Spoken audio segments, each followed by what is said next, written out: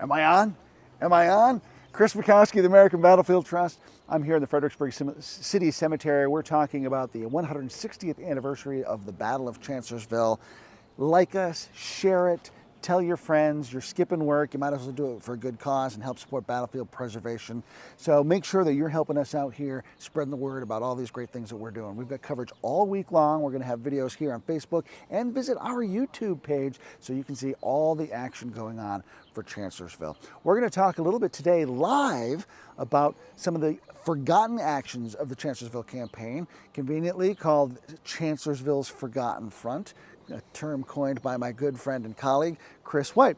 And the battles of Second Fredericksburg and Salem Church, the eastern front of the Chancellorsville campaign. We talked in our previous video this morning about how Joe Hooker is going to sweep around and try to get in behind Robert E. Lee, pinning Lee against the Rappahannock River, coming up behind him and either attacking Lee or flushing Lee out of his defenses. But instead, Lee reacts to that. He marches westward out to Chancellorsville, hits Hooker on the nose, forces Hooker to hunker down, as Chris said earlier, turtle up, pulls into a defensive shell, and there tries to get his forces that are still here in Fredericksburg, acting as a decoy under John Sedgwick, to come out and come to his rescue. That's a big role reversal, as we talked about earlier. John Sedgwick, 49-year-old bachelor in charge of the forces here. He's basically got the 6th Corps. He's got a division of the 2nd Corps that's here, and he is now suddenly going to have to come up and act as the hammer to save a Hooker who's going to act as the anvil. But things are not going to go as planned. As we talked about in that earlier video, miscommunication, crossed wires, the Beardsley telegraph, which isn't synchronized and sends wrong coded messages, telegraph wires that have been clipped, couriers who are getting lost. All these things lead to this terrible mismanagement of communication. And so as Joe Hooker tries to send orders to Dan Butterfield, his chief of staff in Falmouth, who then tries to send word down here to Sedgwick, we need you to move, we need you to do this, that, and the other thing. Sedgwick finally gets word late on the night of May 2nd that he is supposed to march to Hooker's rescue. Now, that message got sent from Hooker shortly after Jackson's flank attack starts in the middle of the afternoon. It doesn't get to Sedgwick until almost 11 p.m. And between those two times, Sedgwick's got a number of confusing messages. And what he finally discovers is that Hooker wants him to march from his position 2 miles south of the city here to Fredericksburg, push up over Marye's Heights, which are being defended by about 11,000 guys under Jubal Early, and then push forward all the way from here. It's going to be 11 miles to Chancellorsville, where he's then going to come up behind Robert E. Lee's army and help Joe Hooker. That's a huge task under the best of circumstances, but it's going to be night. Sedgwick's men have been skirmishing all day long, and now they've got to go against this highly defended position that caused complete havoc for the Federals in December of 1862. As I mentioned, Sedgwick had crossed the river south of Fredericksburg about 2 miles. He's going to then be ordered to come up. He's going to face Confederate resistance all the way, basically just skirmishing that's going to slow him down, so he won't start getting into the city until shortly after 3 o'clock with his lead elements. The 6th Maine we'll talk about several times over the course of our time here. They're going to get into town about 4:30, and as they deploy looking for a way to get up over the hills, they're going to try the Confederate right, they're going to try the Confederate left. We'll talk about those positions in a little bit with my good friend Dan Davis. But that's what's going to then set the stage here as Sedgwick is trying to evaluate his position and find out how he can go to Hooker's aid. To talk a little bit more about where we're at and set things up for us, I'm going to ask Chris White to come on and join us here to talk a little bit about the stone wall that's behind us, how that plays into our story, and where we're at. Chris has got stone wall in the mind, the brick wall behind us here, so he's already ready to go to the stone wall, because what we're going to do is actually follow in the footsteps of the Union 6th Corps attack here at Second Fredericksburg, which took place May 3rd, 1863, 160 years ago, basically right now. So if you have questions, hit us with those questions and comments on YouTube and Facebook. We'll try to answer them as we go along. But this brick wall behind us is important. So the cemetery we're standing in, we'll see a little bit more of it as we start to walk out here in a moment, was founded in 1844. The city burying ground over at Herkamp Park today, named after John Herkamp, was filling up. And they said that whenever you put a spade in the ground, you would hit a body. So about 9 men got together. They spent about $550 and bought this portion of the Fredericksburg, what we call City Cemetery here along William Street and Washington Street here in Fredericksburg. And behind Sarah, which we'll see in a moment, will be an extension of that cemetery that will take place in the mid-1860s, whenever the wall on this side behind where Sarah is knocked down and the cemetery is extended. So in this section, we're actually looking out towards the famed Marye's Heights. You might not be able to see it here, but it's all neighborhood today, but in 1862, 63, this was much more open. There are only a few homes out in this area, some businesses, and we're gonna walk past some of the original structures as we go to take Marye's Heights. We're gonna go from here through the assault path and then up onto Marye's Heights. But Marye's Heights is basically that not too distant tree line. You're looking off today in the direction of the University of Mary Washington. In May of 1863, you would be looking towards the men of Louisiana Tigers. Harry Hayes's Louisianans will be looking down into this area. Off to my left will be John Gibbon and his division of the Union Second Corps. We'll have Union artillery set up behind us. We'll have Union infantry from the Sixth Corps in the city and then south of the city as well. And we'll have an arc of 26,000 men preparing to take on Jubal, Anderson, Early, and anywhere between 10 and 11,000 Confederates who are clearly outnumbered. Now we're going to fight right over the old Fredericksburg battlefield. But this wall is important, as Chris pointed out, and I just want to step up to it for a moment, because this was actually used as cover while we're here in 1863. In fact, when the Federals do take Marye's Heights, and giving away the story here, into this area will come the Andrews sharpshooters, the Union sharpshooters, and they said on the morning of May 4th, the enemy reoccupied Marye's Heights without opposition, and their sharpshooters soon began to annoy our division in the city, meaning John Gibbon's Second Corps Division. So we have Confederates up on that high ground who are higher than we are right now, and they're able to fire down towards where we are standing. That distance from where we are is roughly 700 to 800 yards, depending on where you're standing on top of Marye's Heights. I was ordered to cross the river with the company and report to Colonel Hall, Norman J. Hall, who helped defend the center at Gettysburg on July 3rd, 1863. The colonel ordered me to occupy some buildings across the street south of the cemetery so that his men would not be annoyed by the return fire we should draw. So the sharpshooters are sent out here to draw some of that fire in from the Confederates. And whenever they started to move across the streets here in Fredericksburg, 10 men went across the street and the Confederates picked off 9 of them. So these men, under Luke Bicknell of the Andrews sharpshooters, will actually come down here to this wall and start drilling holes through it. And they will use this as a fortified position to return fire back to the Confederates. Now this wall has been replaced in sections, I think it was 2007, 2008, twice over the summer. The wall behind Sarah was actually run into by cars and it was heavily damaged and had to be replaced. But we would have action right in the cemetery. We would have had a Rhode Island battery, I think it's Brown's battery, that's right over in and behind where Dan and everyone's standing right now. So this would have all been battlefield in 1863 as well as during the first battle in 1862. In fact, this wall was incorporated in the final line that Ambrose Burnside had here on December 15th and 16th by Gouverneur Kimball Warren and his Zouave regiments who were down here acting as a rear guard in case Robert E. Lee lurched off of Marye's Heights to attack them as they fell back.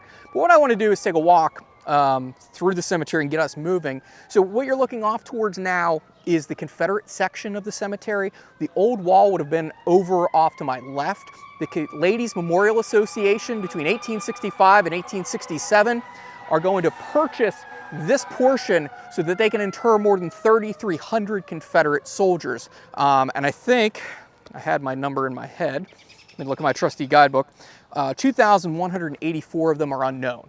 Now the monument that you're looking at there, it is not being removed. It is being worked on. It's being improved. It's just an improvement project here in the cemetery. Its cornerstone was laid in June of 1874. Inside of the cavernous center, they put Robert E. Lee's farewell address, 3 Confederate flags, Confederate Army Navy buttons, gray cloth and currency, copies of 4 Fredericksburg newspapers, the roll of 3 Masonic organizations, a program from the dedication program, a piece of the 8th Louisiana battle flag, coins, and some other items. So it acts as a time capsule. But it took until June 4th of 1891 to finally dedicate the soldier that's on top of that monument as a centerpiece. But there are 3,300 Confederate soldiers buried out here. There are a number of Confederate generals. Dabney Marye, who was a West Point graduate of the class of 1846. He lost Mobile for the Confederacy. Henry Sibley, who made that teepee-looking tent, the Sibley tent, which also had a Sibley stove in it. The guy who lost New Mexico, he's here. We're joking, we have far-flung Confederates across the Confederacy who have lost chunks of the Confederacy here. Abner Perrin, who was killed, shot at least 5 times at the Battle of Spotsylvania Courthouse on May 12, 1864. He is interred in the cemetery. We have Voren Wan, who wrote Fiasco at Fredericksburg, one of the early 20th century books on the Battle of Fredericksburg. He was killed in action on February 7th, 1968, in an ambush in Vietnam. So we have a lot of people who are buried up here, and this is still an active cemetery, so you can come up here, be respectful, come through, check it out. Ralph Happel, one of the early park historians at Fredericksburg and Spotsylvania National Military Parks here, and we even have a Medal of Honor recipient in this cemetery that Dan Davis likes to talk about because he kind of shares a name with the guy. I do indeed, Chris, and good morning, everyone. As we're walking out of the cemetery, if you get a chance to visit the city cemetery, walk in, turn to your left, and go search for a fellow named Daniel Davis Wheeler. No relation. He's from Vermont. He serves in the 4th Vermont Infantry, and 160 years ago tomorrow, for his actions during the fighting around Banks's Ford, just off to the north and west, he's going to receive a Medal of Honor for his valorous actions. Now, what's interesting about Wheeler, along with Wheeler, as well as several other members of the 6th Corps who spent the winter of 1862, 1863 in this area, obviously fighting throughout much of this area, they're going to move back to Fredericksburg, marry, and settle here after the war. And Wheeler's buried over here, just over my right shoulder, in the city cemetery. Interestingly enough, if you ever have an opportunity to visit the Fredericksburg and Spotsylvania National Military Park, specifically the Chancellorsville battlefield, Wheeler's binoculars are actually on display out at the Chancellorsville Battlefield Visitor Center. I'm going to now turn it back to Chris Mikowski. And as we walk in past this section, I would just kind of want to point out behind me is the grave of Ralph Happel, the former park historian that Chris mentioned a few minutes ago. I always like to give Ralph a shout out because much of the shape of Fredericksburg and Spotsylvania National Military Park is due to Ralph and his efforts. He worked with Douglas Southall Freeman to develop the early interpretation. That's one reason why there's a lot of Lee Jackson focus to Chancellorsville in particular, but also here at Fredericksburg. But Ralph was also just one of those great guys who really believed in the mission of the park and what he was doing and his job to pass on history. In another video, when we talk about the Lee Jackson bivouac, where they get together on the evening of May 1st, we talk about a little plaque in the ground next to 2 cedar trees that represent Lee and Jackson. And that bronze plaque was something that Ralph had collected money for and had installed, and then most of his colleagues stiffed him on the money for the plaque. And so he ended up kind of doing his part. He says, they who get stiffed also serve, or something along those lines. But he really was instrumental in shaping this park, and that's why I love to give him a little call out. Also, one person we forgot to mention was Daniel Ruggles, folks from the Western Theaters who love Shiloh and that massive Confederate artillery display that you can see there. He was the commander of that. He's buried here in the Fredericksburg City Cemetery. And don't forget Carter Stevenson, West Point class of 1838, Western Division Commander for you there too. So we've got lots of great stuff here, history just brimming here in this cemetery. We're now walking up William Street. We're going to take just a quick second. I'll let Sarah point the camera up that way. And we're going to talk a little bit about one of the Federal attacks that moves up in this direction. As I said, John Sedgwick's trying to find out how to get to Chancellorsville. He's going to test out the right and left flanks of the Confederate position. And he's going to find no way to get around, and so he realizes he's going to just basically have to go straight up the middle. And this will be one of 2 routes that he's going to try to do. Interestingly, the men who tried that Confederate left flank, they're off to our right as we're looking up this. John Gibbon's division of the 2nd Corps, they were the ones who led the way across the bridges in December of 1862 at the Battle of Fredericksburg on that first day on December 11th. And so you're going to see a lot of those same units come across and end up at the very same places that they ended up when they first crossed the river in December. And I got to think there's a lot of, oh man, not this again. but they are the only troops that are going to be part of Sedgwick's expeditionary force here that have any experience with Fredericksburg. The 6th Corps was not here at that time. So Gibbon's men, although the most experienced, are basically going to be trapped on the north end of this battlefield, pinned down behind the large canal and causeways that go through. And they're not really going to be able to get themselves into any sort of position where their limited experience here at Fredericksburg is going to help them out at all. So you're watching the American Battlefield Trust. We're live here at Chancellorsville doing the 160th, talking about the Forgotten Front here at Second Fredericksburg, going up William Street, through the city itself, getting ready for those frontal assaults that Sedgwick is going to try as he gets ready to pierce this position. Yeah, and we're walking up on one of the most important features on the Fredericksburg battlefield in both battles. Is that the donut shop? Well, yeah, of course, donuts. I mean, that's what we're here for. And I'm going to actually have Sarah, when we get up here, just to swing around when we get on the corner, because we have to cross some streets and do some things. And I'm going to pop up ahead of her. So as we come up here to Freddy's Donuts, as Chris is pointing out, which he's probably going to stop there before he goes back to Harry's Ale House. This area down in here is important. So I'm going to just kind of scan down this way, down this road where you see the cars coming towards us and going away. Across the street, we would have had Potter's Field. That is the African-American cemetery at the time of when they created the city cemetery. So the African-American cemetery would have been across the street today, and what is basically Marye Stadium would have been over there. But right adjacent to it, where these cars are at this intersection, this is Kenmore Avenue. This road was not here in 1862-63 for the First or Second Battle of Fredericksburg. You can keep pointing off, people don't need to see me. This is where the old canal mill race used to run through. So Fredericksburg had a canal that was constructed starting, completed around 1831. It's expanded around 1855. It's expanded again, and parts of the canal still exist. Actually, if you go behind Sarah for a few blocks, you can come up to the canal, and it was meant to bring boats around the fall line of the Rappahannock. But coming as an offshoot is actually this area around Kenmore Avenue, and that was the mill race, which was 15 feet wide, 5 feet deep, and it had 3 feet of standing water in it during the times of the battle. The idea was to get water to come off of this canal, force it down towards a place called Hazel Run, make a turn towards the city docks, which is down by Brock's Restaurant today, and that will get the water down to mills that were down along the riverfront. So some of the famous photographs that you can see from Fredericksburg taken from across the river will show a mill.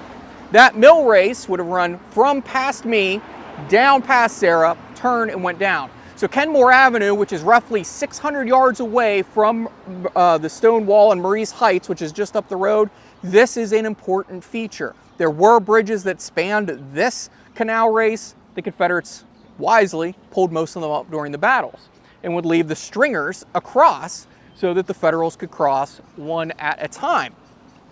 As we come up through here, we will be following in the footsteps, as Chris said, Chris Mikowski, of the Union 6th Army Corps. We're specifically following the right lance, as it was dubbed by a guy named John Newton, West Point graduate of the class of 1842. He's from Norfolk, Virginia. He stays with the Federals. For you Gettysburg aficionados and you Gettysburg fan boys and girls, this will get you your Gettysburg fix. He takes over the Union 1st Army Corps after Reynolds is killed and Doubleday is removed from command. So John Newton will command the 1st Corps up until March and April of 1864. But at this time, John Newton's division commander, he comes up with the idea that we are going to send men up this road in column.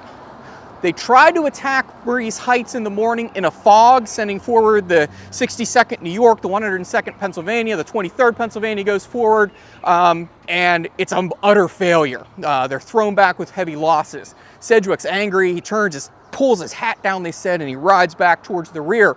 And he tells one of his staff officers to go and rally those men. And now they come up with a new idea. We're going to send 2 lances up William Street, the street beside me, and another one called Hanover Street. This assault will be led by the 61st Pennsylvania's George Spear. Spear, thinking ahead, looks up in front of us. He sees wide open fields at the time, fortifications, Confederates. He knows what Marye's Heights means, death, and he pulls together all of his non-commissioned officers, specifically his sergeants. He's going to tell them, if I go down, what to do next. And it's telling. He doesn't bring together his field officers. He doesn't bring together his line officers, his captains, his lieutenants, his majors, his colonels. He brings forward the NCOs. If he goes down, they're to take over and push forward. In fact, if we stop here, George Spear goes down on the side of the road right beside this building, which was a tannery at the time of the war. It was not brick, it was replaced. Today it's a dentist office. It's been a dentist office for like 30 years, but this would have been the area where George Spear goes down. Spear comes rushing out of the city with the 61st Pennsylvania at its head. When he goes down here, his men start to founder. They start to dive off to the side of the road. The NCOs didn't do their job, but a guy named Alexander Shaler does, the colonel of the 65th New York. He runs to the front, pushes this column forward of this lance, and he cracks the nut that is Marye's Heights. They call it the Gibraltar of the South. Let me tell you a little secret about the Gibraltar of the South. There are a lot of Gibraltars of the South. Gettysburg had one that that the Confederates have to assault the Gibraltar of Gettysburg. There's one called Vicksburg, Marye's Heights. If you go down through, Fort Fisher was called the Gibraltar of the South. There are a lot of them. So I love the terminology, but there's a lot of these Gibraltars of the South. But Shaler pushes forward. He takes home that assault and lands in an area known as the University of Mary Washington today. For his actions, Shaler is a Medal of Honor recipient. Chris, we can take a look here too at this map I brought with us that shows that formation Chris is talking about. You can see Confederates do have some artillery up there that they're going to use to enfilade this. So imagine as these four regiments are pushing their way up, it just becomes a killing field. Now, seeing a column like this, folks at Spotsylvania might be kind of familiar with the Emory-Upton's attack, where he's going to attack in a column. The reason that Upton's attack is so innovative is because on the limited times where they do try these sorts of attacks, these guys just get butchered. But as Chris points out, it does finally take an effort to kind of get up there among those Louisianans. Yeah, I want to give a shout out to a few people. James Thompson asked, was O.O. Howard still running down there? I don't know if he meant all the way to this side of the Chancellorsville salient, but he stopped by now. Somebody got in his way called Winfield Scott Hancock. Another person is a descendant of someone from the 33rd New York. We're going to talk about them in just a few minutes. A few people say how lovely the city of Fredericksburg it is. I used to live in the neighborhood right here, just down the street off of Sunken Road. So we want to encourage you, please share this with your friends, share this with your family, and hit like on Facebook. Check out YouTube, subscribe over there. Let's keep moving. As we're moving through this area, in 1863, I want you to imagine this as not a neighborhood. This neighborhood grows up after the American Civil War, but there are a number of homes in this area. In fact, if I zigzagged us around Kenmore Avenue a different way, and I'm going to take pity on our crew, well, you would see some of the famous houses that would show up in some of the pictures. The Rowe House, which is still here today, was owned by a guy named George Rowe. And Rowe plays an important role in the Battle of Salem Church because he's one of the funders of Salem Church. We wouldn't have a Salem Church there if it wasn't for him. He was a cattle salesman and a clergyman and owned a beautiful home that still stands today along Hanover Street. Up until a few years ago, I think the folks who owned the local newspaper owned that house. We'll also come up past a few other structures we'll point out, but this would have been open. And that's what gives the Confederates such an open killing zone. So off to our right, you would have actually been able to see into the Confederate lines, freshly churned dirt roughly, on top of Marye's Heights. That would be manned by men of the Louisiana Tigers. We're going to come up into a Mississippi Brigade sector commanded by William Barksdale, the haughty and supercilious William Barksdale, according to the historian of the 33rd New York. We're also going to come up onto the area where the Washington Artillery of New Orleans, Louisiana served. But next, we're going to come up onto Hanover Street for that second part of the lance. So what's happening here is the Union are attacking from behind the camera, past me, going towards Marye's Heights. Their initial attack failed, and now they've come up with plan B. It is these two lances that are pushing forward. Do you have anything, Chris? So, and it's, again, kind of a move of desperation on Sedgwick's part to do this forward assault, but he hasn't any other options. His flanks, he wasn't able to get around the Confederate flanks. But one thing that also helps is that because of those early morning attacks, Federals actually asked for a flag of truce to go retrieve the bodies of the dead and wounded. And as they do, they get up close to the Federal or the Confederate position, and they notice how thinly manned the Confederate line is. In fact, there are only about 400 men in the Sunken Road that we'll visit here in just a second. Guys, each man has to cover about 3 yards of space. That's a lot different than the 7,000 Confederates that were crammed in there by the end of the battle in December of 1862. So as the Federals are bringing off their wounded, they see how thinly defended this position is. And that's when they send word up the chain of command that, in fact, this might not be as desperate a task as they imagined. Because again, they're still thinking of December in their minds, right? Well, this maybe isn't going to be quite so bad. And so that's why they get ready for these assaults, thinking there is that opportunity to break through. And so as Chris mentioned, even though Spear and his column really get cut up, they are able to push through because the Confederate defenses are so thin. We're going to see a similar opportunity here as part of the Federals get ready for their assault. I mentioned earlier Emory Upton and his fist at Spotsylvania. Some of the units that are involved with that are going to be involved in an assault across this ground here to my right. We're going to see the 5th Wisconsin. We're going to see the 6th Maine. We're going to see the 32nd New York, 31st New York, 23rd Pennsylvania. Pardon me, I'm also trying to not get run over here. Look at Chris Mikowski dropping I know, regiments. listen to me, It's doing cute. regimental stuff. And they're going to align themselves in a diamond formation with the Wisconsinites stretched out as skirmishers in the front. Then you're going to have the 6th Maine, the New Yorkers, and the Pennsylvanians from right to left. And then you're going to have the rest of the Wisconsinites kind of behind them. So in this formation, they're going to come charging across this field. Now, it is about 11 o'clock. Chris mentioned earlier, we're walking this in real time. At 11 o'clock, these guys get the order to push forward. And Sewell Gray, he was a captain with the 6th Maine. He's from a place called Foxcroft, which is about 25 miles north of Bangor, Maine, if you're familiar with the geography up there. He was marveling at, what a beautiful day it was. It was a Sunday. He says, Sabbath and a lovelier day never overtook a soldier. But when it's time, just before it's time for him to launch his attack at 11, he says that they're about ready to mobilize. And he says, we're momentarily expected to be ordered to storm. God strengthen our arms that we may be victorious. If we fall, may God strengthen the bereaved. And, that's such an ironic quote in hindsight because he will be among those who fall. Those will be the last words he will write in his diary as he gets ready to make this charge in this diamond formation. These men are told that you'll be ordered, you keep going and you don't stop until you get the order to stop. You will never receive that order. And says one of the men from the 6th Maine, Corporal Benjamin Thaxter, we all came to our feet with a tiger, a big huzzah, a cheer, and they're going to make this charge heading up the street behind me. Chris?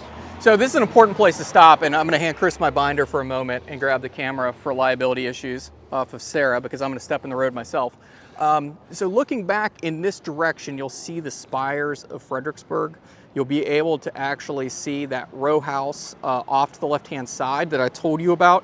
That the white portico, the white porch that you see there, that is the row house. Was constructed in the early 1850s. But importantly, where this car is going right now, it's actually dipping down. It's dipping down towards Kenmore Avenue in that canal race. So this will give the Federals cover until they reach a point about where we're standing. We can see these cars have to descend down to a stop sign. That was the canal mill race.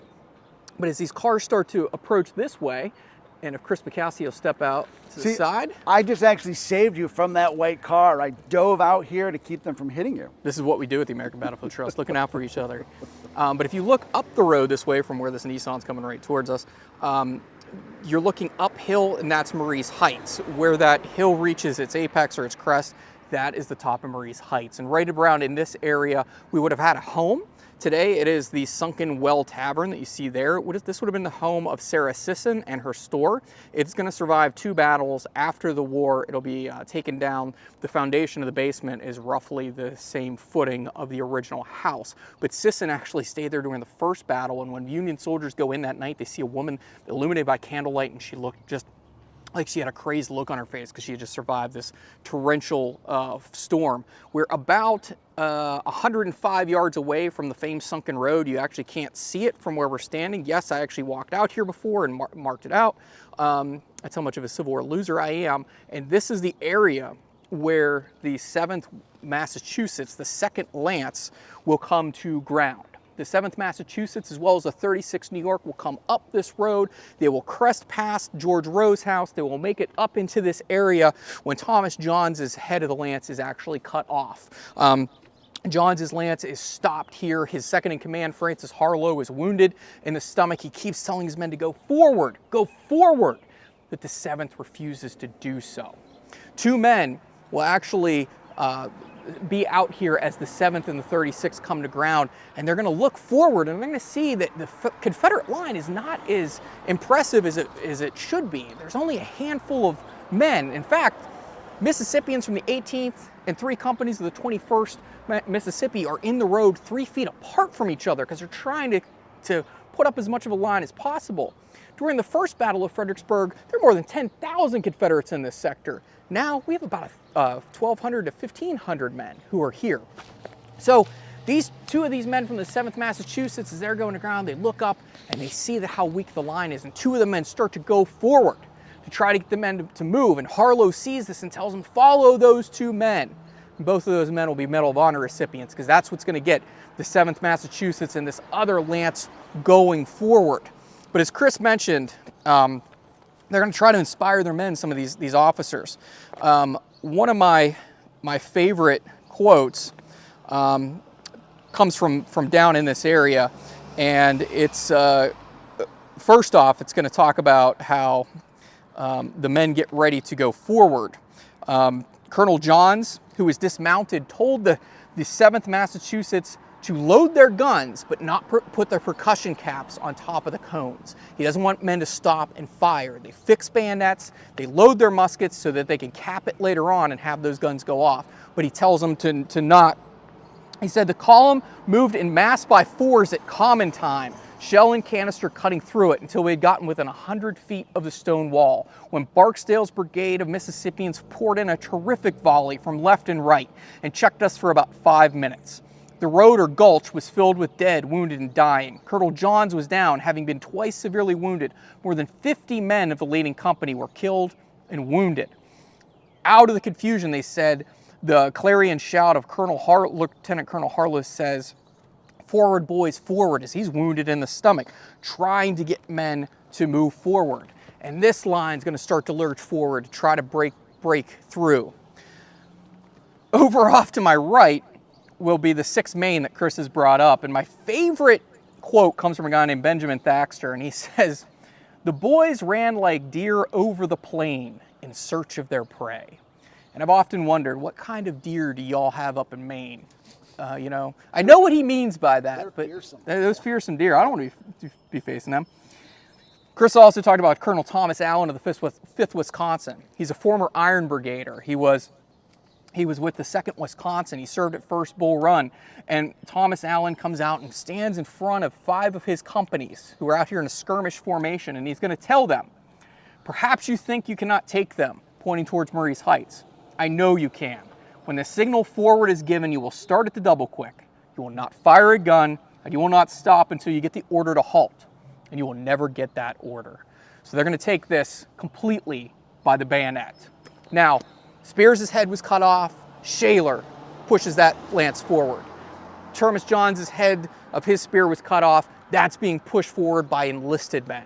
And now, over to our right, your left, as you're looking at the screen, we have what's called the Light Division. It's only a big brigade of men who are going to charge forward, and we're going to follow in those footsteps. And it's like Dan has something to say as we're going to follow in those footsteps. Yeah, we've been talking a lot about how thinly defended this sector of the Confederate position is. Now go back to Jubal Early. Early has between 10 and 11,000 men available to him to cover roughly about a 6 to 8 mile front. He's still manning the old lines from the Fredericksburg battlefield from December of 1862, just several months earlier. Early, what he does though, he leaves this area somewhat, again, thinly manned. But at the same time, he has massed his troops toward the southern end of the battlefield around Prospect Hill. Why does he do that? Experience. That's where the Federals broke through in December. Early played a critical role in launching a counterattack to push back that Federal offensive. And so he has placed a bulk of his men to the south near Hamilton's Crossing on the Richmond, Fredericksburg, and Potomac Railroad, as well as around Prospect Hill. Now, there's a method to this. Early knows that Prospect Hill can act as a pivot point if he gets driven out of Fredericksburg. Now just imagine my elbow being Prospect Hill and my arm the Confederate line. If he gets pushed out of Fredericksburg, he can use Prospect Hill to pivot back and block the road south, block the Telegraph Road, block the Union route toward Spotsylvania Courthouse, and most importantly, toward Richmond. But up here, as we're talking about, or as we will be continue talking about, the Federals are going to break through the Confederate position. Now I'm going to turn it back over to Chris Mikowski. So we're heading over here in the direction that the Light Division is going. Hiram Burnham is the commander here, another Maine guy. Yeah, if he's from Maine, Chris Mikowski's going to talk about him. I'm going to talk about a crusty old grubby sort of fellow, well respected by his men, and he's going to be responsible for sending this charge up across this hill. Across this field, excuse me. So we've been walking through some nice neighborhoods, but as Chris pointed out, these are going to be open fields for the most part. Off to our right, though, is a place called the Stratton House. That was a structure that was here at the time of the battle. It was here during the Battle of 1863, or say 1862. And it was one of the very few places that Union soldiers could get shelter. So when they would make their assaults in December against the stone wall and fall back, they would then huddle up and big rows of men behind this brick house trying to find cover. It's those men that Darius Couch saw huddling, trying to survive, and he says that it is simply murder out there, and tries to find some sort of way to alleviate his men. Apparently, according to Camp Sawyer on YouTube, and I agree with this, those aren't deer in Maine, they're moose. They're moose. Yeah, and they can get but pretty angry. I haven't seen moose frolic like the across the fields like that, though. Yeah, not that angry. No. One question, how far is Chancellorsville? As a crow flies 12 miles in that direction, that is west. You're looking south-southwest right now on the camera. That's west. City of Fredericksburg at the time is, this is real loser level stuff right here, folks. 802 yards from where we're standing. We're 92 yards away from the stone wall from where we're standing. And what we're gonna do is take a walk up there. As we do so, I want you to kind of take a look at this little ledge that we're standing on. And Sarah, if you could come over here for a minute. It's hard to tell, it doesn't come out on camera very well, but if we look down this road, in fact, this is a small lip. This is the last bit of cover, including the Stratton house as well as the Stratton wheelwright shop that would have been in this area, that would give you cover if you were out here. It's actually just a small berm. It's been built up a little bit because of the road and the houses, but this would have been the lip, and this is about as far as most of the Federals will make it in December of 1863. Some will go closer. The Irish Brigade will get closer. The closest brigade allegedly was a Pennsylvania brigade commanded by Peter Alleback. Everyone's saying they got the closest. But today, across this area, which was open fields, you would look off behind me, and you would see the old Mercer Square, which is the agricultural fair of Fredericksburg, the old fairgrounds, and then you would look off towards Marye's Heights. And what we're going to do is actually get our first glimpse of the famed Sunken Road and Marye's Heights. Sorry, folks, it takes a second or two. We're just making sure we're crossing the street safely. Chris, it looks like you got something for us. So as the Light Division is assaulting across this ground, and the Mississippians ahead of them, 18th and 21st Mississippi, firing down on them in this direction. There's reports that there may have even been a cannon in the intersection straight in front of us, so you can imagine how harrowing that must have been.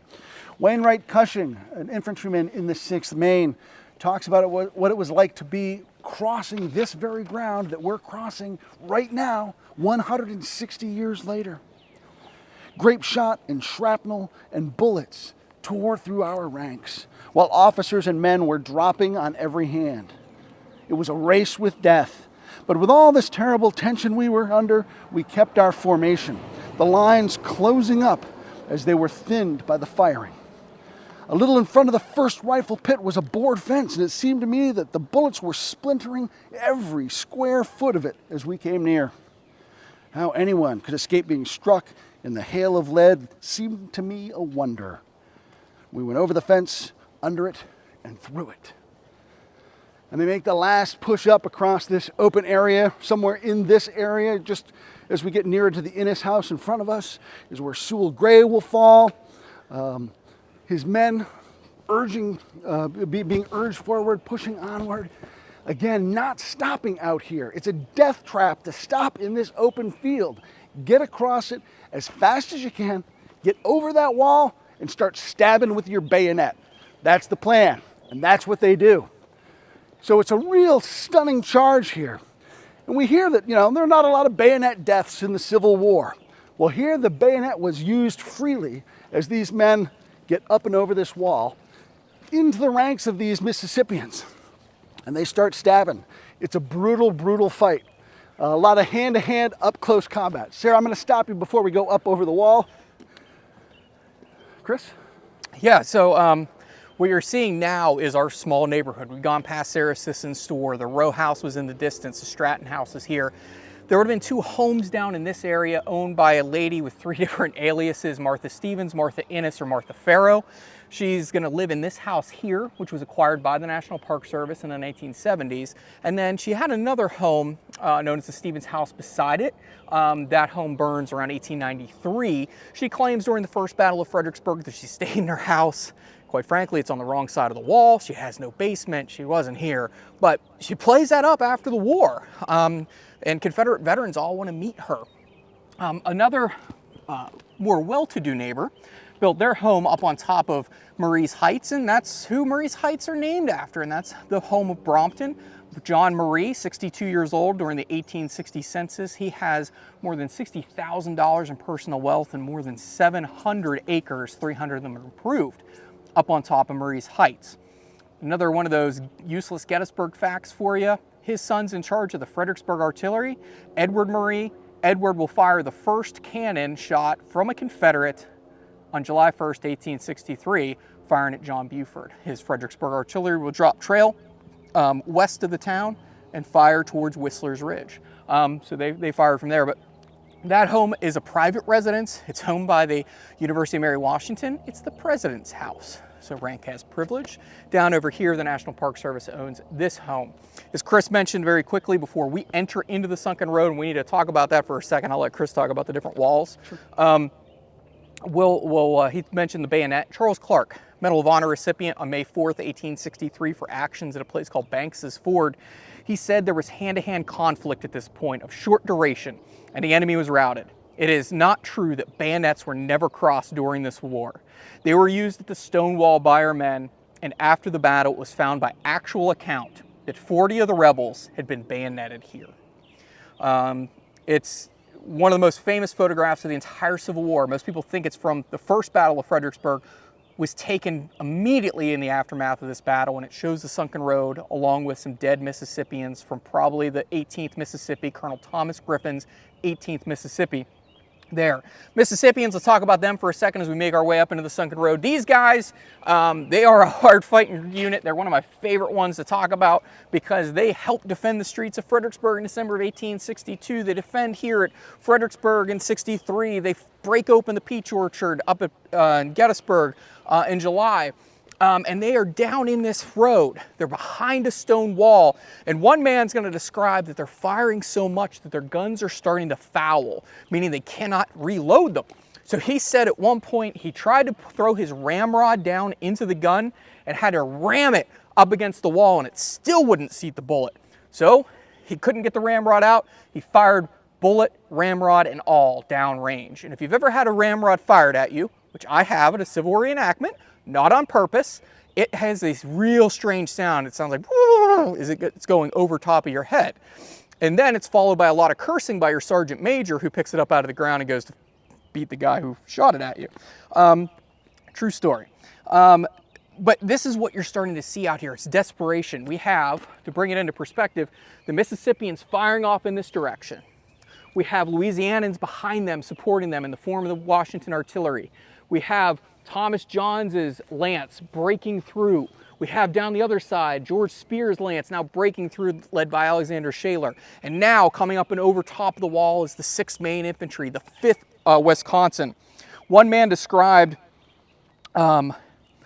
Colonel Allen of the 5th Wisconsin. He said, "Maddened at the loss of many dear friend who had been on the battlefield since the commencement of the rebellion, our boys rushed on.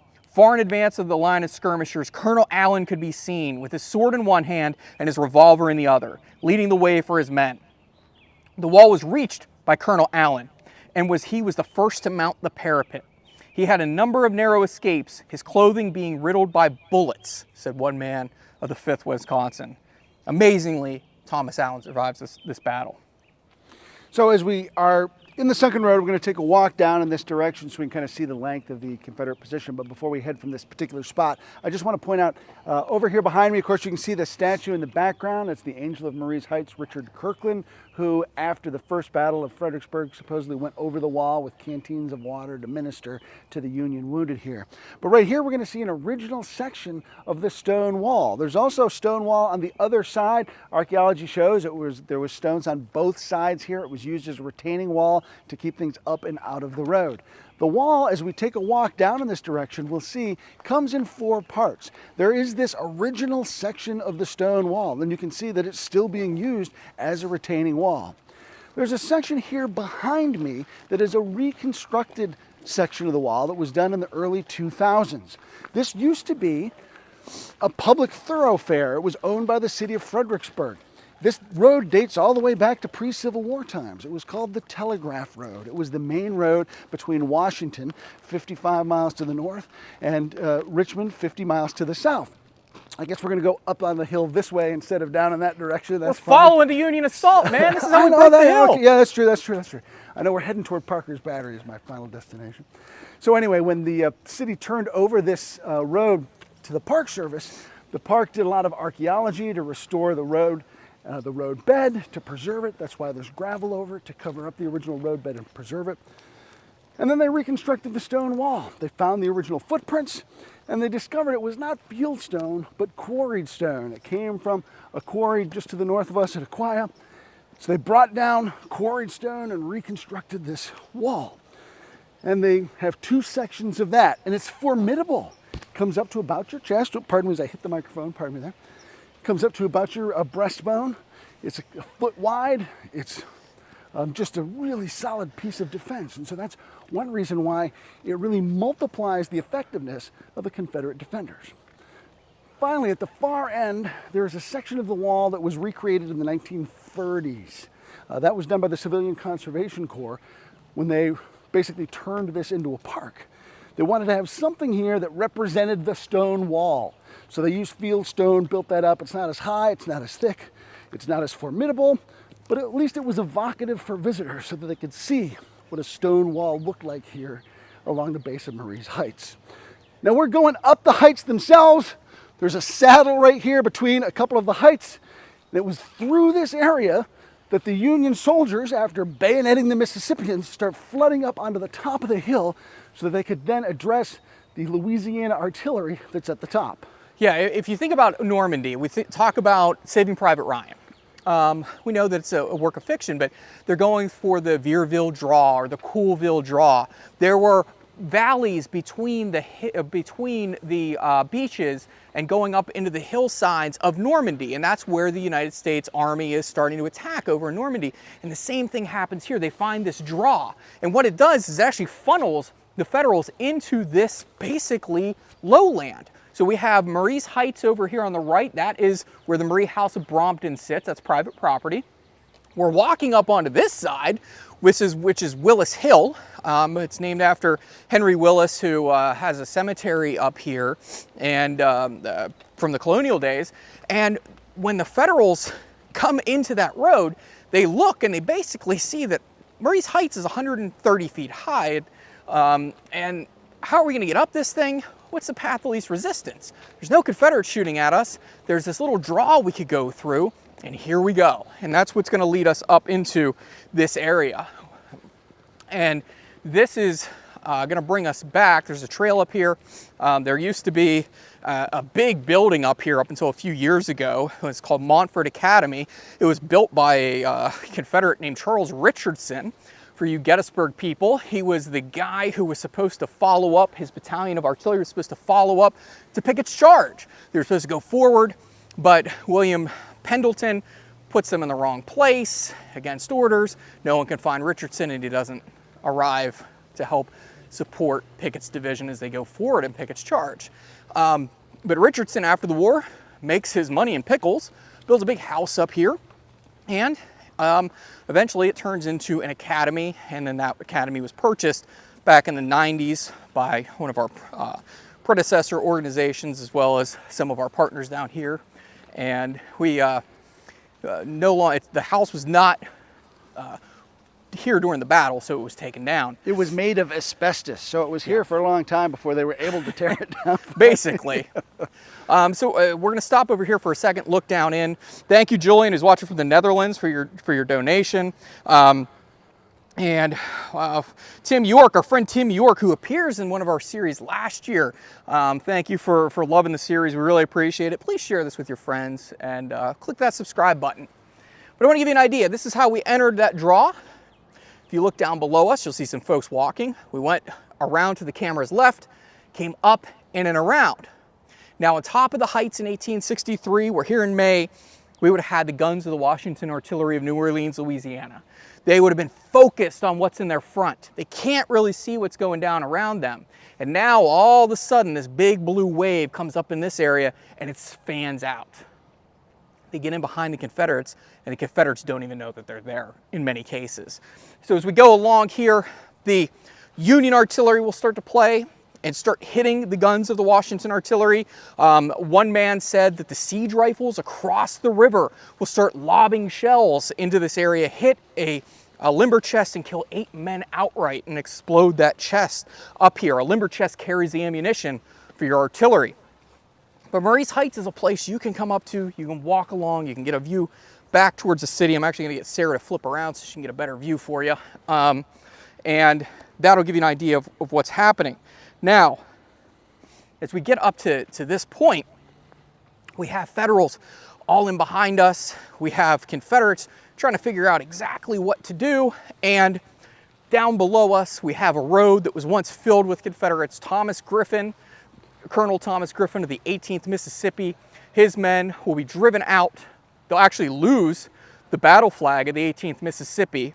And in fact, that battle flag will show up in a future American Battlefield Trust video from our Vicksburg series that we just shot last month. So check that out as we get closer to the Vicksburg anniversary. Chris Mikowski and I were in the Mississippi State Archives with one of my friends who used to work here, Shane Kyle.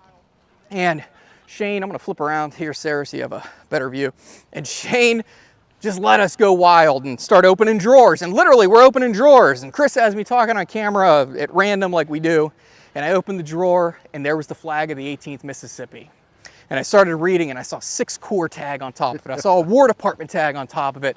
And that was the first time I'd ever seen that flag in person, captured here at Fredericksburg by one of the New York regiments who come here and take Marye's Heights. And watching that realization dawn over Chris's face like the sun coming over the horizon, it was amazing, because we both looked at each other and we're like, is this really what we think it is? It was pretty incredible. And I want to take a walk over to the Willis Hill Cemetery very quickly. This cemetery was established as early as 1756. And by the time of the war, there's anywhere between 26 and 35 burials in here. I think there are headstones, you can actually access it. But the cemetery itself is important. So I'll stop here for just one second. Off to the left, you'll see a brick wall. That is the wall for Fredericksburg National Cemetery. By ordinance, you have to have some sort of a structure around a national cemetery. It doesn't have to be a brick wall, it can be a fence, it can be something to keep folks into a funnel into one point and keep other people out. But this wall was not here at the time of the war. This wall over here, much of it was. And the Confederates during the first and second battle talk about this wall here. And they talk about how some of the shirkers hid behind it, how the wounded were taken back behind the wall. You can actually see it in one of the famous photographs of the Confederates sitting on the railroad trestle here. This is looking from Stafford Heights. It's a Union picture taken of Confederates. There's a guy hanging out up here in one of the old mills. There's these guys down here. You could see right up into this area where you would be on top of Willis Hill. But as we get closer to this wall, what really will stand out to you if you ever get a chance to come up to Marye's Heights, take the time to walk over here, because you're going to see the battle scars from 1862. And we don't know, 1862-63, we don't know which battle this shell would have hit from, but here's an impact here. Here's potentially a small arm impact here. We can see them here. We can tell some of this would have come from the Second Battle of Fredericksburg. We know because the Federals would have to be up here. The Federals during the first battle overshoot time and again. They always tend to shoot high both sides. One of my friends told me he's found a study that after the war it said it took on average 140 pounds of lead to kill a man in the Civil War. So you have to do a lot of shooting to hit something. But we're so far back from the crest here that those balls would only be able to be hit, lobbed in here, this is probably a round shot that hit here. But over here, we have pock marks, we have other things. Some of this will be weather damage too over the years, but this would have been coming through here, small arms damage on the wall, much like you would see in Gettysburg at like the Farnsworth House or the Jacob Stock House or places like that. Chris, we're here on Willis Hill, and look, it's our friend Tim Talbot from the Central Virginia Battlefield Trust.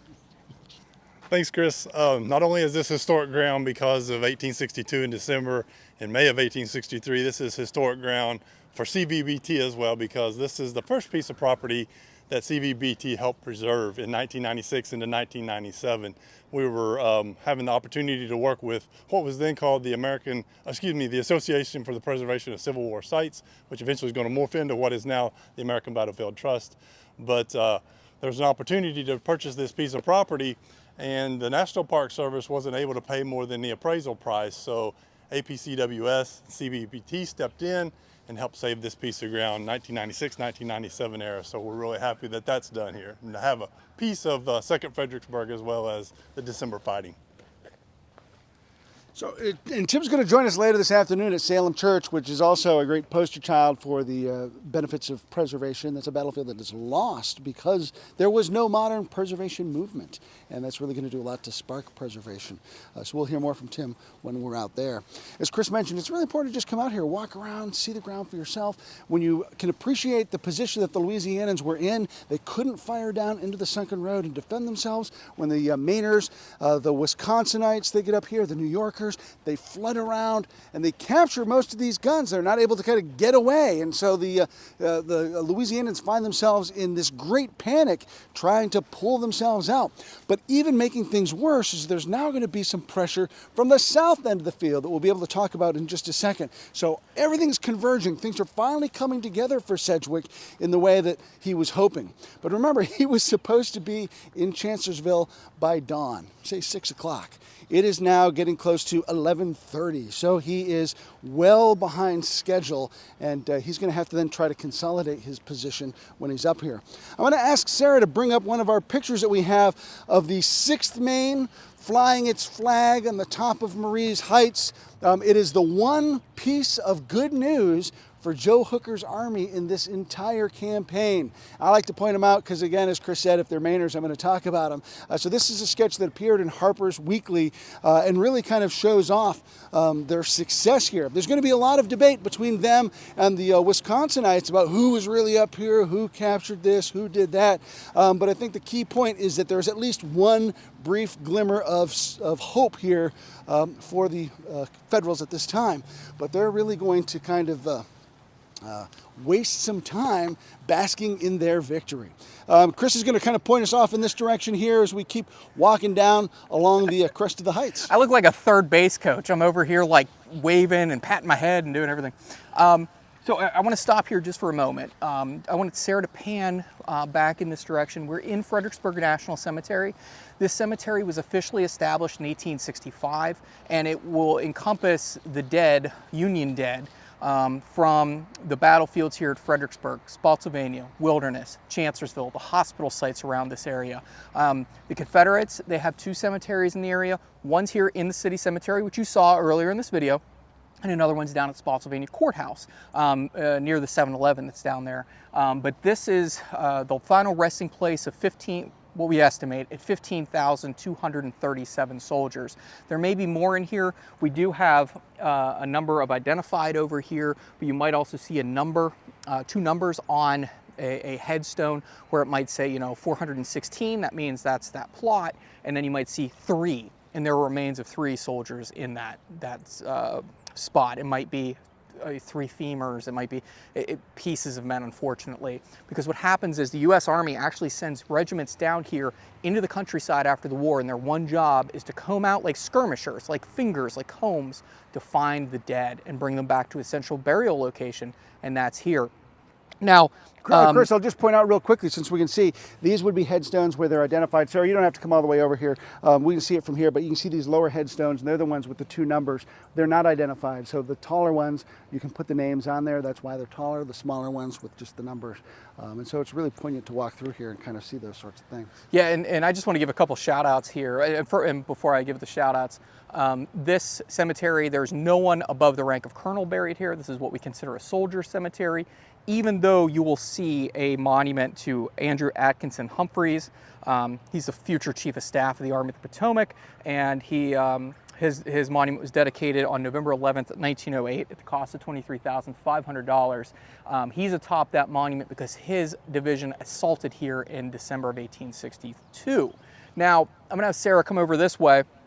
And I want to give a shout out to JD of the History Underground. If you haven't subscribed to that channel, it's an awesome channel. JD gets to play in all the wars. We do Civil War, Rev War, War of 1812. He's been over to Normandy. He's all over the place. He's volunteered his own time in Ukraine to help refugees. So JD's a good guy. His shots are beautiful. It looks like John Canister has popped in on a few of our feeds. He runs the battlefield tours of Virginia. Some of our friends are on our other videos, like Don Fawns and Stuart Henderson and Greg Mertz all work for John. I think eventually everyone's going to work for John one day down here. Thanks, John, for being here. Some folks said, you know, the range of the muskets, yeah, you'll have balls drop. I mean, you'll have overshoots. They'll go, you can hit something at 1,000 yards, doesn't mean you're going to stop something, but 300 yards in is kind of that range. But I wanted to stop here just for 1 second to show you this monument as we get close to the end of our video. And this is the monument to the 127th Pennsylvania. It's a 9-month regiment. They're in 2 battles, 1st Fredericksburg, 2nd Fredericksburg, and both times they have to assault Marye's Heights. The name of the colonel on here for you Gettysburg folks, you might see the name W.W. Jennings. That's William Jennings. Jennings will go on to command after this unit musters out of the Army in June of '63. He will go on to command the 26th Pennsylvania Emergency Militia, and he will make contact, his 740 men will make contact with Jubal Early's division whenever he starts to march into Gettysburg on June 26, 1863. So we could call that technically the first battle of Gettysburg. It didn't last long, and Jennings' men break and run, and you can't blame them. 740 men versus Lee's bad old man. And there's a great little monument to that as you're heading kind of out of town from the Diamond toward the first day battlefield. There is a monument to the militia there. A lot of people don't stop and see it because it's in a very busy spot of town. I'm going to just let Sarah kind of see her footing. We're on a slope. Tough thing. I don't want any more casualties here. Sarah, I'm going to ask you to pan off to your left, and you can see some of the terracing that is here on this on this cemetery. This is all man-made terracing, carved out so that you can have interments on this series of terraces that goes down the hill that way. And as Chris mentioned, we've got people that are buried here from all 4 of the major battlefields, from the Mine Run campaign, from guys as far down as the North Anna River. You got people who died of sickness during the winter encampment, and they're all brought here into this cemetery. The Park Service has traditionally done a beautiful luminary service for Memorial Day, where you can come up here and see the whole cemetery lit up at night with candles and flags.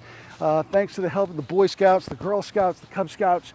They do a wonderful job here, and it's a wonderful way to kind of commemorate the sacrifice of these men, so many of whom are unknown. So it's a great way to kind of to be here and share in the spirit of that. We're continuing along the crest of the heights here, so we'll get a really good look at the cemetery behind us. You can see how hilly this area is, how beautifully landscaped it is, and we're going to head down to one of the very few monuments to a Second Fredericksburg action, which is why we're making our way all the way up here. But first... No, it's because Chris White made you come all the way up here. Well, there's that too.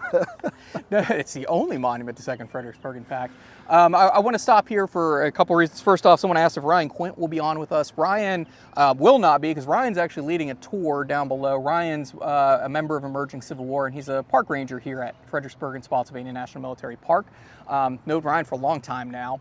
I mentioned that this is a soldier's cemetery. This is actually the highest ranking officer buried here at Fredericksburg National Cemetery. His name's Joseph Moshe. He was a colonel with the 83rd New York Infantry, killed in battle at the Wilderness on May 6, 1864. I'm also stopping here because in 1863, this would have been vast opening.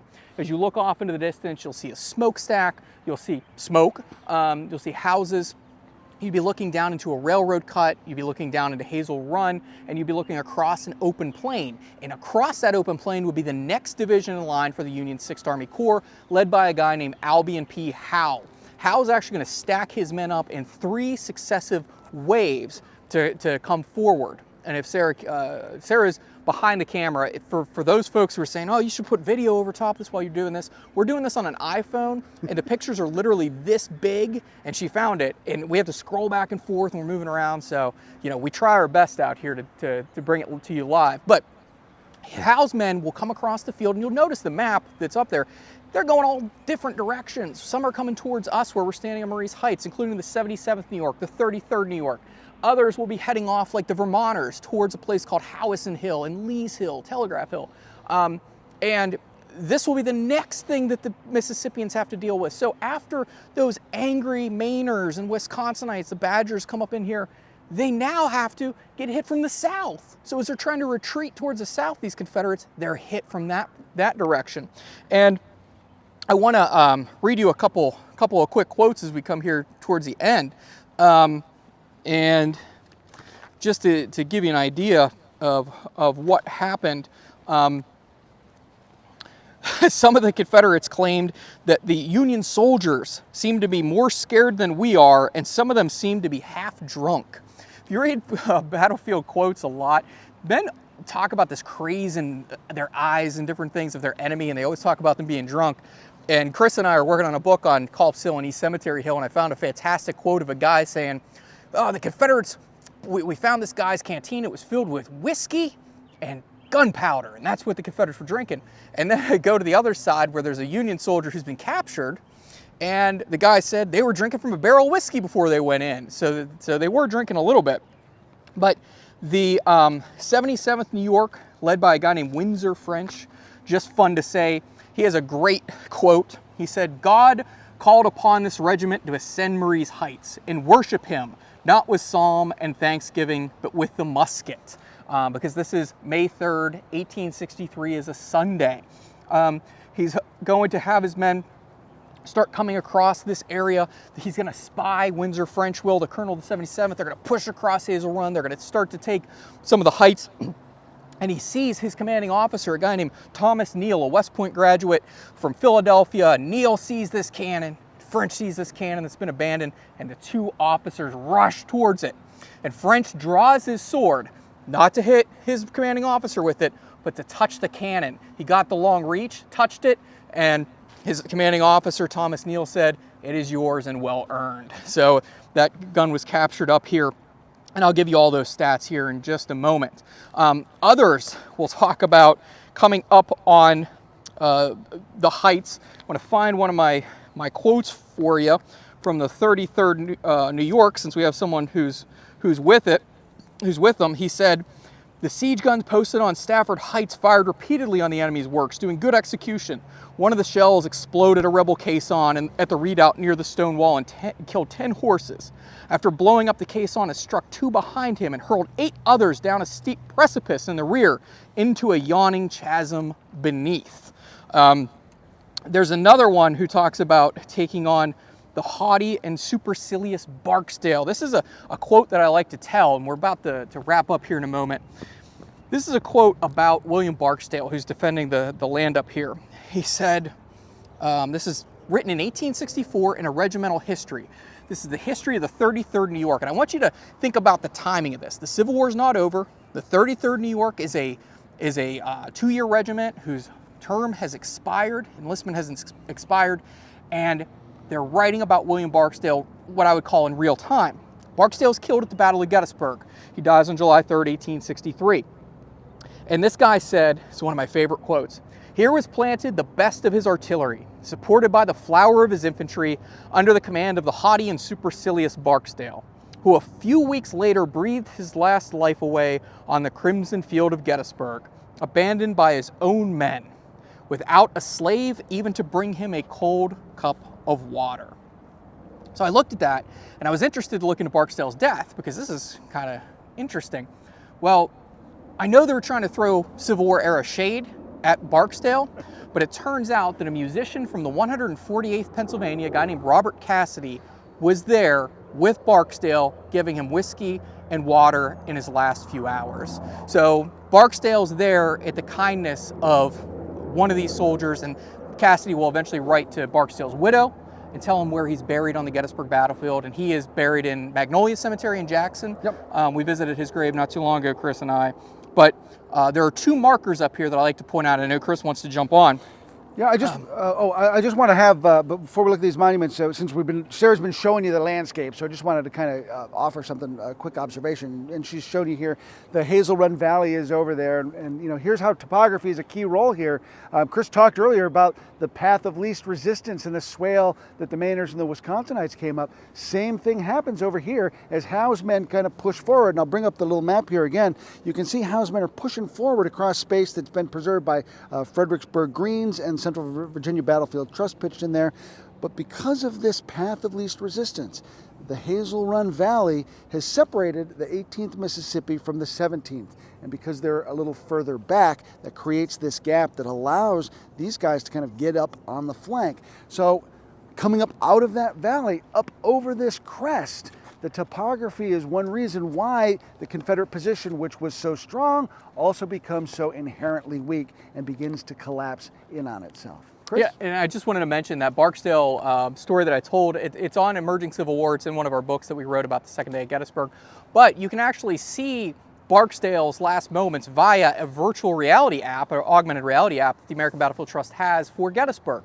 You can go on to battlefields.org, you can head over to the Google Play Store, over to iTunes, download that, and learn more about Gettysburg. And you can actually put Abraham Lincoln, Robert E. Lee, and other characters on the field with you, and actually take pictures with them. It looks like they're actually with you there. Just a couple of things to finish off with. First off, there's only a couple markers up here, and this is one of the markers. This is to the Washington Artillery. In 1927, this park was founded officially. It's actually on Valentine's Day, 1927. And they would start to put in these markers, the National Park Service and others, the War Department initially, and then the Park Service. But what I love about this one, it's the only one on the Fredericksburg battlefield that I found that says Longstreet's name on it. So if you drive along Lee Drive today, which is the main Confederate battle line, you will see Confederate line, Jackson's Corps, Confederate trenches, Jackson's Corps. Then when you enter into Longstreet's sector, Confederate line, McLaws division, Confederate line, Pickett's division. There was still such division because Longstreet becomes a Republican after the war. People don't like him that much. He shows up here in the extra bit of shade that's thrown at him. It's in here in the Union National Cemetery. So I don't think this was done maliciously, I believe. I don't think that this is a mistake, that the only place you can find his name on one of these signs is up here in the National Cemetery, where the Heights actually fell when the Washington Artillery fell. The only monument up here to the Second Battle of Fredericksburg was placed here in 1973, I believe. Let me check my notes. I have a bunch of useless information here. Chris, yes, May 3rd, 1973, and it was placed here to Parker's Battery. I'll let you come on here in a second, Chris. And it was placed in the position where 2 10-pounder Parrott guns would have sat here, helping to defend kind of a valley between this hill and the next hill to the south. So yeah, I was just going to jump into the quick fact check. It's Evergreen Cemetery in Jackson, where Barksdale is buried. That was my error. I always just call wanted it to Magnolia. That's on me. But since we have cemeteries on the brand, I figured I'd better let folks know. But here we've got the only monument, as Chris points out. I noticed that it's sort of lost in these boxwoods. You can't really see what's going on. I'll give a shout out to our friend Tyler McGraw, whose ancestor was with Parker's Battery here, a great friend of ours, the unfiltered historian. And so this is why this is a forgotten front, why people overlook the Battle of Fredericksburg, Second Fredericksburg, the battles of Salem Church. Not well monumented. The monument is lost. There's a little signage on the top of Lee's Hill that talks a little bit about it. But that's why it's important for us to come out here and walk this ground and have you watch it with us and share these places so that you can pass these stories on. I'm always reminded when we stand in the cemetery and the number of unidentified graves that are here always reminds me quite poignantly of just how much of the Civil War in general is forgotten or lost. And that's why your participation is so important, why battlefield preservation is so important, so that we can carry on, we can tell these stories, we can remember these people and the sacrifices that they made on our behalf. Yeah, and to close, you know, the Battle of Second Fredericksburg is a Union victory. It took us longer to tell the story than it did for it to play out whenever the Union assaults go forward. It took 15 to 20 minutes once they get their footing going, and by noon, this position has fallen. Jubal Anderson, early Lee's battle man, has fallen back about 2 miles to the south to an area near the Cox House, and he is going to try to block in case John Sedgwick tries to go to the rear of the Confederates towards their supply depot. Where Sedgwick's actually going to go is out to the west towards Chancellorsville at a glacial pace, which is going to give Robert E. Lee time to split his army yet again and meet them at Salem Church. And we'll be there later on this afternoon to bring you the story of the Battle of Salem Church. But to close off with Second Fredericksburg, just to give you the losses, the Washington Artillery of New Orleans, Louisiana lost 45 men, 6 guns, including 1 3-inch ordnance rifle, 3 Napoleons, and 2 howitzers, 2 12-pounder howitzers, and 29 horses. Parker's section that was up here lost 2 Parrott guns, 27 men, and 28 horses. Barksdale's brigade lost 226 killed and wounded, 350 captured, including Colonel Thomas Griffin and Colonel William Luss of the 18th and their battle flag. Patterson's battery loses 2 guns. The Federals up here lost 600 men to the south of us. They lost 798 men in the light division that they call it. It's a big brigade. And they lost another 400 men combined on Hanover and William Streets. So this short battle was costly for both sides, but it bought Robert E. Lee time because John Sedgwick's men up here are, to use a Civil War term, played out. So he has to let John Newton's men rest, bring up another division led by a guy named William Bully Brooks. His nickname's Bully because he's a bully. And he is going to start leading the march west towards a place called Salem Church. And we'll pick that story up here a little bit later on this afternoon. But in the meantime, check out all of our 160 Chancellorsville videos. We have a lot of them in store for you who are going to come out later this week. We've already launched a bunch of them earlier this week. You can follow the story of this campaign. And we're trying to tell the whole story here in about 15 videos of one of the pivotal campaigns of the American Civil War. So I want to thank you for being part of this. Please share this with your friends. Click that subscribe button on YouTube and go over to battlefields.org to learn more about what we do. And on behalf of Sarah Byerly behind the camera, Tim Talbot, Dan Davis, Chris Mikowski, I'm Chris White. Thank you for watching, and thank you for supporting battlefield preservation and education.